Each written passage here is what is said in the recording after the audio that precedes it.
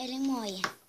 Eli mä teen semmoisen videon huomenna, että missä mä kerron mun kaikki äsistä ja niiden nimensä ja niiden kotinsa.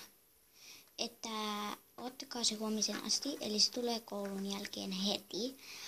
Tai ei heti, mutta kun teen läksyt, mutta se tulee ehkä 3, 5, 2, niin kuin silleen poispäin. Ja huomenna voisi huomisesta kertoa mun koulupäivästäkin. Eli huomenna mä tuun 8. Meillä on heti enkkua. Miettikää, heti enkkuu. Siis minäkin menen sinne mukaan, eli Katjan mukaan. Eli se on mun päähenkilö. Mutta mä oon sen vaan kaveri nimeltään Helliina. Että, ja siis mä kertoin hän, että huomenna mä teen sen videon.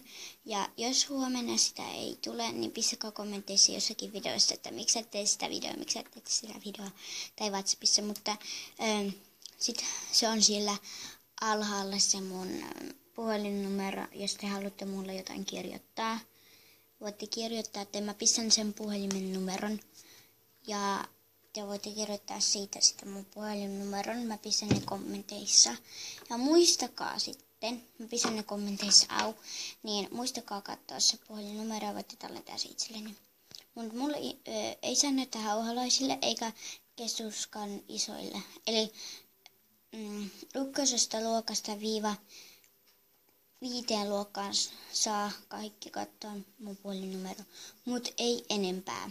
Jos joku tekee silleen, mä vaan estän sen eston listalta ja pistän se estoon. No, mutta siis mä teen sen videon taas, mutta silti moikka. Siis teen huomenna sen videon. Moikka. Muistakaa, se on se video, missä mä näytän ne kaikki mun noin.